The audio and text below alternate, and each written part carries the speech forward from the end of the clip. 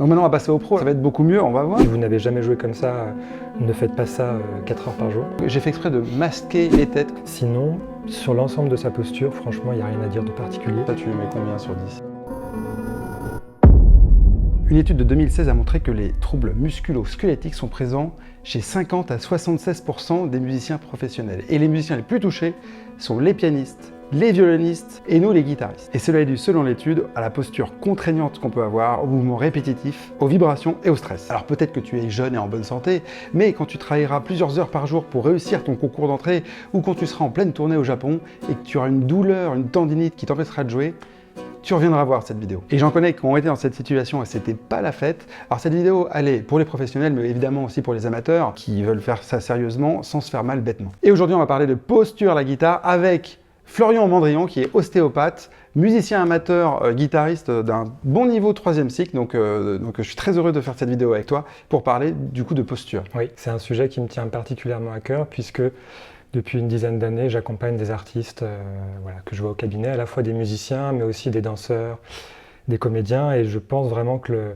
le corps est au centre à la fois d'une pratique quand on veut la pratiquer dans la durée et aussi même pour la qualité de ce qu'on veut transmettre. Alors Florian, on parle de posture, mais de quoi on parle? Ce qu'on doit comprendre dans la posture, c'est que c'est un état d'équilibre dynamique dans tous les plans de l'espace et c'est pas quelque chose de figé qu'on doit garder comme ça d'une manière un peu raide. De toute façon, quand on joue, on n'est pas figé.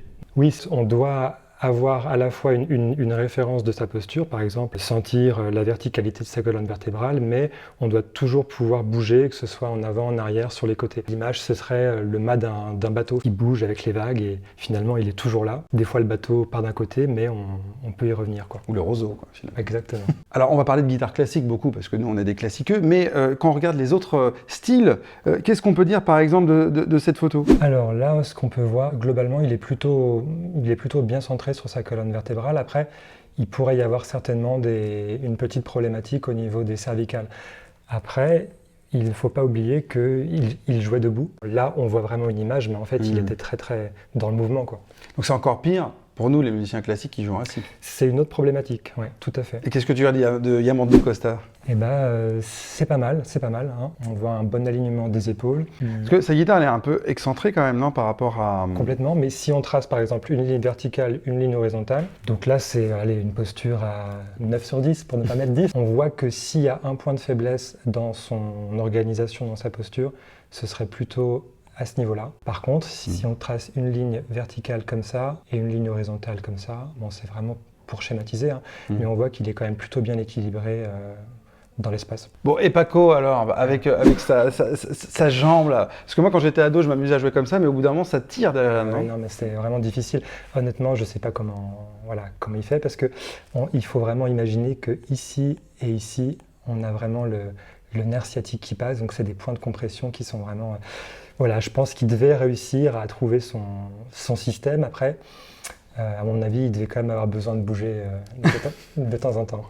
Et tu me disais en off que ça dépendait aussi beaucoup de commencer à 6 ans à se mettre comme ça avec la guitare. Est-ce que ça change quelque chose? Complètement, c'est comme les jeunes Indiens, faire du yoga, le corps s'est complètement adapté, est devenu complètement souple. Bon, après, je pense qu'il devait quand même faire des pauses. Pour toi, c'est pas possible de jouer 2 heures d'affilée comme ça, quoi. Si, je pense même à luthiste, archi-luthiste qu'on voit comme ça. C'est possible, mais... pas pour tout le monde, quoi. Non, pas pour tout le monde. Si vous n'avez jamais joué comme ça, ne faites pas ça 4 heures par jour. Alors pour les guitaristes classiques, alors là, tu m'as d'ailleurs parlé d'une vidéo. C'est parfait parce que c'est vraiment les problèmes de position qu'on peut avoir quand on démarre. Alors on se rend pas forcément compte que ça va être un problème plus tard. Ça c'est un guitariste amateur qui commence la guitare aujourd'hui, peut-être même tout seul ou avec un prof qui ne fait pas trop attention. Qu'est-ce que tu aurais à dire par exemple sur cette position qui n'est pas finalement une position de guitare classique, celle-là non plus, quoi. Non. Alors, il y a le repose-pied, mais voilà, ça n'a pas grand-chose. Là, moi ce que je vois, c'est que en tout cas j'ai l'impression, vu de l'extérieur comme ça, que son repose-pied amène son corps vers sa droite, en fait, comme si du coup ça le décentre un petit peu. Et puis, alors ses épaules sont pas à la même hauteur, et avec mon regard d'ostéopathe, ce que je vois, c'est que dans son dos, à peu près ici, là, à mon avis, il y a un nœud. Et surtout, en fait, ce qu'on voit aussi, c'est qu'il est très concentré sur ce qu'il fait. Ça ne doit pas être évident, tout ça. Donc là, on sent qu'il est beaucoup dans une tension au niveau de ses yeux, au niveau de ses mains, et du coup, on sent que il n'habite pas vraiment son corps. Il est un peu figé comme ça. Tu lui mets combien sur 10? Bah, 2 4. 4? Ouais, Ah, t'es 4. gentil. Cette jeune fille, elle est un peu en apesanteur, un peu, non? Elle n'est pas très ancrée dans le sol, non?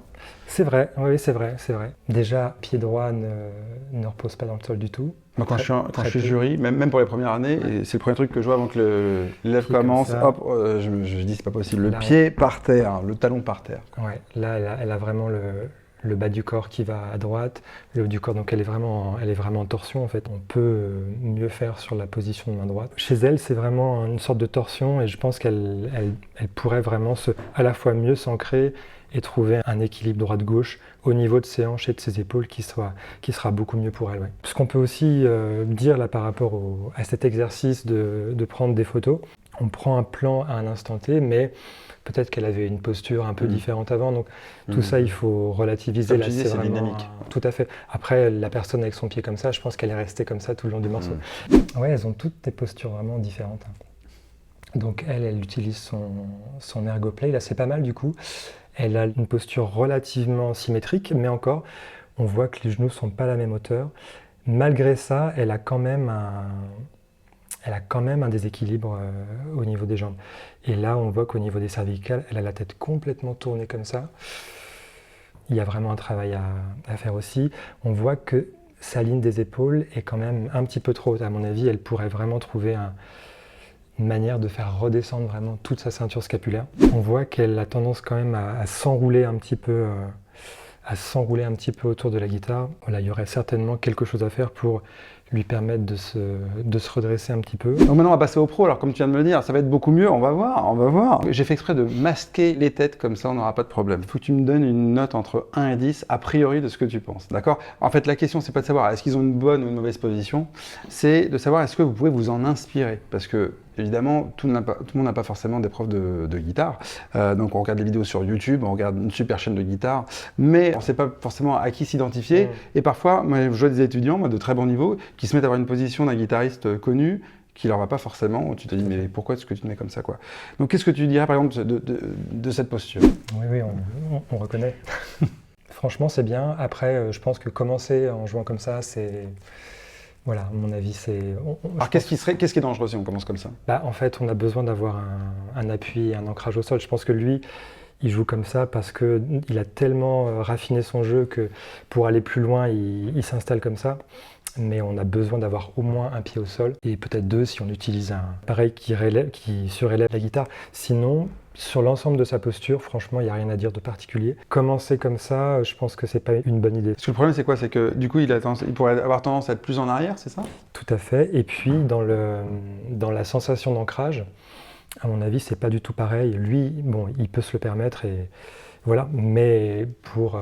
Un débutant qui démarre comme ça, tu lui mets combien sur 10? C'est-à-dire, ça... Joker. Envoie-moi une photo et je te dirai. D'accord. Mais sinon, non, après, sur sa posture, il est très bien. Les épaules sont bien équilibrées, bien ouvertes. Position des mains parfaite. Non, on ne peut rien dire. Et ce guitariste-là, alors? Franchement, non, je vois pas vraiment de défaut. S'il y avait vraiment, pour vraiment chercher le micro détail, ce serait peut-être, et encore, ça dépend vraiment du moment de jeu, mais pour vraiment titiller, il aurait peut-être tendance à avoir l'épaule droite ici qui remonte un tout petit peu, mais franchement, c'est au niveau des ceintures, c'est bien équilibré, on sent qu'il est bien dans le sol, il a une bonne ouverture au niveau de la cage thoracique, des épaules. Non, c'est très bien, la position des mains est parfaite. Vous verrez qui c'est, vous pourrez vous inspirer de cette personne. Voilà, 10 sur 10. Là, c'est avec un ErgoPlay, non? Ou c'est avec... Oui, c'est ça. Alors, encore une fois, ça dépend du dos de chacun. On peut avoir un dos un peu plus arrondi, parfois c'est très fréquent d'avoir une petite scoliose d'un côté, etc. Là, ce que je peux voir comme ça, sans juger, c'est qu'il a quand même le haut du dos qui a tendance à pas mal s'arrondir, ce qui peut arriver aussi avec les années, hein, ça peut arriver. Et puis toute la ceinture scapulaire qui a tendance à tourner un petit peu comme ça. La posture est globalement bien, au niveau des jambes, tout ça c'est très bien. Mais je pense qu'il y a peut-être une petite fragilité au niveau des omoplates et des cervicales. la position des mains est parfaite. Très originale celle-ci. Je connaissais pas ce guitariste, mais on m'a dit qu'il fallait que je regarde sa posture. Bah, c'est pas mal, hein. C'est son style, mais ça marche plutôt bien. C'est-à-dire qu'en fait, les hanches, les genoux, on sent tout le bas du corps est bien ancré, bien stable, bien équilibré droite-gauche. Les épaules sont parfaitement alignées. C'est une posture différente, mais ça marche. Après, pour s'en inspirer, voilà. Ça, je pense, c'est des personnes qui ont commencé pendant des années avec une posture plus classique et qui ont adapté, qui ont fait évoluer leur jeu. Et voilà, moi, je ne commencerai pas si j'ai... Et pourquoi Parce que c'est quand même un peu droit. C'est-à-dire que oui, ça marche. Au niveau posture, c'est bon, mais j'aurais quand même tendance à privilégier une position un peu moins extrême, un peu moins droite. Non, il n'y a pas grand-chose à dire. Enfin, j'aurais pas à corriger quelque chose comme ça. Après, c'est très différent de ça. Mais c'est plutôt bien équilibré, plutôt... Oui, là, c'est-à-dire que le bassin, les jambes, c'est bien, les épaules, c'est bien. Non, globalement, il a l'air confortable et je pense que ça lui convient tout à fait. Après, si tu voyais un élève arriver dans ton cours comme ça, je pense que tu lui dirais peut-être... mais en fait, il a une guitare spéciale faite pour lui, etc. Tu vois, Voilà. Alors ça, c'est un duo et c'est deux personnes qui n'ont pas du tout la même position. Non, mais ça marche bien, hein. Les deux marchent bien, on peut s'en inspirer. Alors, pour celui de gauche, est-ce que ça ne s'oblige pas à avoir la main droite toujours au même endroit pour pouvoir se déplacer ? Un prof de guitare qui pourrait parler du point de vue de la posture, c'est pas mal. Après, effectivement, le risque, c'est peut-être d'avoir un côté un peu figé sur ce bras-là. Mais... En tout cas, si ça n'a pas besoin de bouger, c'est très bien, quoi. Oui, complètement. Et puis en même temps, ça doit donner un calage qui peut être intéressant. Ça doit lui donner de la puissance. Et, voilà. Et la personne de droite n'a rien de spécial à ajouter? Franchement, non, là, c'est... Non. Pas trop, non. Mais t'oses pas, c'est ça le problème. Bah non, mais là, c'est du... Voilà, là, on vise le top niveau, là. T'aurais quelque chose à dire là-dessus ou pas? Non, c'est bien, là, franchement, il n'y a rien à dire. Non plus. Bah non, il n'y a rien à dire, c'est parfait. Là, je pense qu'on peut s'en inspirer à 200%. Il est un tout petit peu sur sa gauche, non, quand même? Oui. Je chipote un petit peu. Hein, tout à fait. Et oui, je pense que c'est un moment du jeu, là, où il doit être un petit peu comme ça. Son épaule ici remonte un petit peu, mais encore une fois, il faut vraiment le penser dans le mouvement, et connaissant un peu le monsieur, je crois qu'on peut lui faire confiance. J'en ai une dernière. Alors là... Fais-toi plaisir. Hein. Là, comme ça, si j'avais des zones... Non, en termes d'équilibre droite-gauche, c'est vraiment bien, les épaules aussi. Éventuellement, ce que j'aurais pu dire, c'est peut-être un tout petit peu à vérifier, à surveiller au niveau de la main gauche et du poignet, un petit peu. Je pense que c'est un moment du jeu aussi, mais quand je regarde comme ça, mon œil est quand même attiré. Il y aurait peut-être un petit peu de tension, le poignet à remettre dans son axe, mais encore une fois, ça dépend vraiment du moment de jeu. Non, sinon, c'est bien. Est-ce que tu aurais quelque chose à dire sur cette main droite? Non. Bah non, c'est bien. Super. Bah non, en fait, c'est-à-dire, ce qu'il faut voir, c'est le bon alignement entre les doigts, le carpe, le poignet, l'avant-bras. Là, on voit qu'il y a un bel axe, que ça a l'air fluide, en fait. Et globalement, non, c'est bien équilibré. Cette main droite, qu'est-ce que tu penses de cette main droite? C'est pas la même. Non, c'est pas la même, et c'est une autre position de main droite. Mais je crois que c'est pas mal. Non, je peux pas dire grand-chose. Visuellement, comme ça, le regard de l'ostéopathe dirait, bon, il faut faire attention à cet axe-là, mais je sais que ça fonctionne, et il y a une vraie détente, il y a vraiment un jeu qui se fait, qui respecte complètement la physiologie quand même, donc... Mais par exemple, un débutant, tu penses que c'est plus compliqué d'arriver à avoir du relâchement comme ça que d'avoir une main dans le prolongement? Si j'avais un choix à faire, ce serait peut-être plutôt la photo d'avant. Mais je ne suis pas prof de guitare et je crois que ça dépend. Chacun doit aussi trouver un peu ce qui marche pour lui. Et ce que je trouve intéressant aussi dans tout ce qu'on voit là, c'est qu'il y a une diversité de postures. Chacun doit trouver ce qui marche et ce qui sonne, ouais. On enlève les cagoules. Pour la première photo, c'était Judicaël Perroy, qui a la particularité en ce moment, depuis plusieurs années, de jouer avec les pieds très hauts. Voilà. Judicaël Perroy aussi, dans une vidéo plus ancienne, qui avait ses pieds de façon plus traditionnelle. Gérard Habiton, Franch Alas, que je ne connaissais pas, que Gabriel m'a fait découvrir en me disant il a une position assez atypique, qui est allemand, qui a beaucoup travaillé sur sa posture, qui a beaucoup réfléchi. Paul Galbraith, qui a fait beaucoup de transcriptions, qui est une guitare à lui, vraiment une façon de jouer personnelle. Les frères Assad, évidemment, qui ont deux postures très différentes, c'est ça qui est rigolo. Hein. C'est intéressant d'ailleurs de voir la différence, oui. Qui n'ont pas exactement le même son, finalement, aussi. Bon, ça, t'avais trouvé. Oui. Hein. Si vous suivez la chaîne, vous avez trouvé aussi. Gabriel Bianco. Très bien. Et Thibaut Garcia. Voilà. chacun avec son identité. Et, ouais. Alors, évidemment, on parle de la posture, mais c'est tous des super guitaristes de classe mondiale. Donc, évidemment, hein, quand on parle de choses, eux, ça leur va bien. Eux, ça leur va bien, mais voilà. L'idée, c'est d'essayer de savoir est-ce que vous pouvez vous en inspirer pour démarrer, ou si vous êtes même d'un bon niveau amateur, si vous cherchez s'il y a des choses qui ne vous conviennent pas dans votre jeu. Voilà, allez plutôt dans des directions peut-être qui conviennent à beaucoup de monde plutôt qu'à certaines personnes en particulier. Alors toi, tu es partisan de l'ergoplay, Oui. tu l'utilises, alors pourquoi le repose-pied tu ne l'utilises pas? En fait, c'est intéressant aujourd'hui qu'il existe différentes possibilités, comme ça permet à chacun de s'adapter en fonction de ce qu'il ressent. Je crois que la position avec le repose-pied est quand même une bonne position de base. En fait, si tu veux, la guitare est par définition un instrument avec une posture asymétrique. Cette position avec le repose-pied est très bien parce qu'elle permet vraiment d'avoir une très très bonne stabilité. On fait vraiment corps avec l'instrument, mais en même temps, c'est vrai qu'on rajoute une asymétrie, c'est-à-dire que quand je suis avec la jambe un petit peu haute, ça a tendance à créer une sorte de petite torsion au niveau du bassin qui fait que, au niveau musculaire, ça demande un petit peu plus d'effort. C'est léger, mais quand même, pour maintenir la position, ça a tendance à fermer un petit peu le pli de laine ici, ce qui n'est pas forcément grave, mais il y a certaines personnes que ça peut gêner, notamment au fil des années.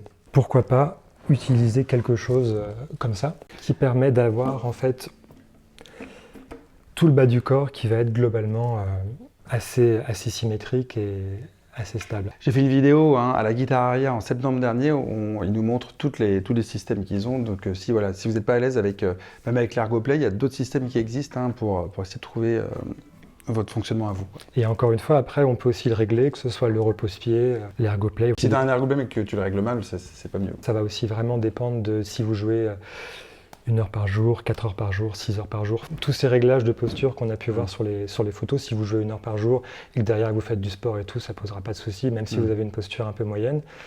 Si vous commencez à pousser un peu la cadence, à jouer des heures par jour, voire à vous déplacer, à porter des choses et tout, les moindres petits réglages vont vraiment avoir leur importance. Et toi, tu reçois un peu des musiciens qui ont des petits bobos comme ça? Bah oui. S'il y avait un message à faire passer, ce serait vraiment de faire de l'entretien, de faire de la prévention. Ça ne veut pas dire passer son temps à aller voir des kinés et des ostéos, mais il y a quand même un certain nombre de choses qu'on peut traiter, voire équilibrer avant que ça nous dégénère en tendinite, voire en névralgie. Je sais que ça peut arriver, des névralgies cervico-brachiales, etc.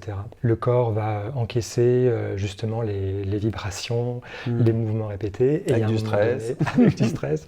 Et il y a un moment donné où le corps encaisse. Et à un moment donné, quand la douleur arrive, c'est que le corps a trop encaissé et finalement c'est presque un peu trop tard. On aurait pu agir en amont pour permettre au corps peut-être de se défaire de ces tensions-là, de retrouver un peu son équilibre.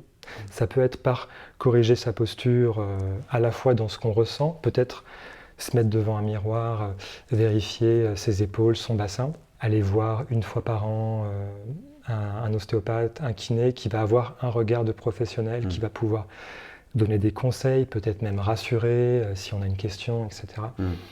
Pour moi, c'est un incontournable d'un musicien qui veut vraiment jouer dans de bonnes conditions et jouer à haut niveau. Et ça, c'est les choses. Alors, quand on a 20 ans, comme tu dis, on peut encaisser. 25, ça va. 30, 35, 40, 50, c'est là où ça Bonjour les dégâts. Bonjour les dégâts, voilà. On dort moins, on a moins de temps pour travailler, donc du coup, on est aussi peut-être plus stressé.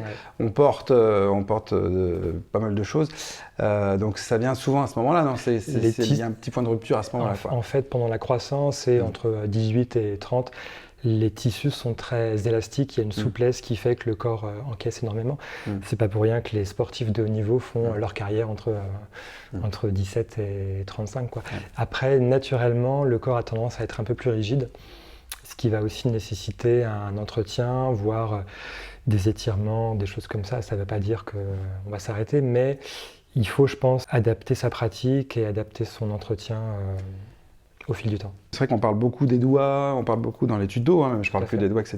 Mais peut-être dans le corps pour qu'on arrive à bien se sentir quand on prend l'instrument. Qu'est-ce que tu pourrais conseiller? Moi, j'ai vraiment un regard d'ostéopathe, et l'ostéopathie, en fait, c'est vraiment la discipline qui considère la globalité du corps. Donc, finalement, tout est en continuité.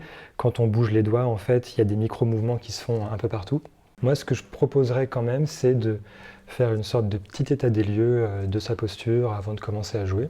comment les deux pieds sont posés au sol, est-ce qu'il y a un pied qui appuie un peu plus que l'autre, en sachant que on est en appui sur le talon, la boule qui est sous le gros orteil, la boule qui est sur le petit orteil, et on doit voir si le poids se répartit uniformément sur ces points-là.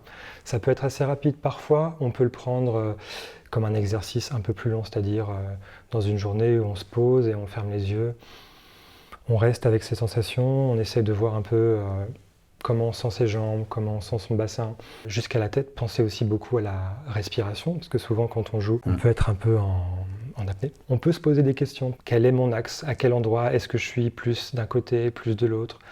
Déjà en observant et après peut-être en essayant de modifier un petit peu. Qu'est-ce qui se passe si je viens un petit peu plus en avant, un petit peu plus en arrière?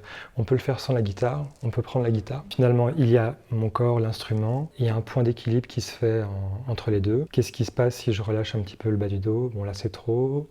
Qu'est-ce qui se passe si je cambre un petit peu? C'est comme un petit réglage qui se fait avant-arrière, sur les côtés. Souvent, je le vois, hein, il y a un point finalement autour duquel la posture s'organise, qui est un petit peu trop haut, qui est un petit peu au niveau du thorax, et on peut essayer justement de faire redescendre cette partie-là dans le ventre. Alors ça paraît un peu bizarre, mais si vous essayez de le faire chez vous, vous verrez qu'en relâchant et en redescendant un petit peu ça, naturellement, il y a une tension ici qui lâche, et en fait ça libère un poids qu'on avait, on est quand même souvent un peu comme ça, voilà. Hein, ouais. Même dans la vie, les téléphones, tout ça. Naturellement, ça vient détendre tout le haut du corps. C'est ce que je conseille à mes étudiants, Oui. par exemple quand il y a des points d'orgue, se forcer à faire une respiration avec le ventre, Oui. juste parce qu'on a du temps, on attend, et ça nous force aussi à prendre notre temps, justement sur le point d'orgue, se reconnecter et puis après repartir. Parce que souvent quand on est dans les choses difficiles, on oublie quoi. Mais voilà, prendre le temps pour se rechecker. Et le matin, en tout cas, d'arriver, clac, de prendre ces 30 secondes finalement, quoi. Au bout d'un moment, quand tu te connais, c'est comme quand on fait les ongles. Au début, on passe beaucoup de temps, et puis après, dès que c'est mal fait, on y passe. Ça devient naturel, c'est comme tout geste technique, toute acquisition. À un moment donné, ça va devenir automatique. Qu'est-ce que tu conseilles, par exemple, à celui qui travaille et qui régulièrement a mal au même endroit, ici, à l'épaule C'est le corps qui nous dit quelque chose. Et il faut essayer de l'écouter, c'est-à-dire c'est pas oui ça va passer ou c'est rien du tout. Non, je crois que ça veut dire qu'il y a quelque chose qui peut être réajusté. Alors peut-être déjà dans un premier temps dans sa posture, ça peut être une épaule, un dos qui n'est pas forcément... Donc on peut essayer de corriger ça par son ressenti, éventuellement si on a l'impression que c'est bien, peut-être contrôler dans un miroir, car des fois les informations qu'on a dans nos sensations et visuellement dans un miroir, ça peut être assez différent. C'est comme quand on s'écoute jouer aussi. Hein. Ouais. Par exemple, sur des tensions dans la main, dans le coude, on peut essayer de se masser un petit peu, peut-être de faire des étirements. Les kinés des musiciens, les ostéos peuvent montrer des exercices, des petites techniques pour réussir à gérer ça. Si on n'y arrive pas soi-même, je pense que c'est quand même important pour un musicien d'avoir un professionnel plutôt kiné ou ostéopathe de référence, quelqu'un qu'on peut aller voir quand on a quelque chose comme ça, qui va pouvoir nous dire, nous donner des pistes, éventuellement nous soulager, peut-être nous rassurer. Souvent, c'est des petites choses qui peuvent se régler beaucoup plus simplement. Par du temps, on arrive, si on prend les choses à temps, à régler les choses. Et souvent, les vraies pathologies s'installent parce qu'en fait, on n'a pas écouté et le corps, au début, il parle un petit peu doucement et puis si on l'écoute pas, il parle de plus en plus fort. Donc, à un moment donné, voilà. Écoutez-vous. Bon, merci Florian pour toutes ces informations, comme le fait de faire ses ongles, comme le fait d'écouter des bonnes versions qu'on veut essayer pas de copier, mais de s'inspirer, etc. Faites un petit check-up au début, clac, ça prend... C'est comme les ongles, ça prend pas longtemps quand on a l'habitude, et ça fait gagner un temps fou, quoi. Et puis ça améliore la vie et le jeu, donc c'est ça qui est important. Si vous pensez avoir votre posture parfaite, allez voir la vidéo juste ici où je parle des 7 erreurs de position qu'on a tous faites en attendant d'aller faire votre tournée au Japon. Au revoir et belle musique à vous.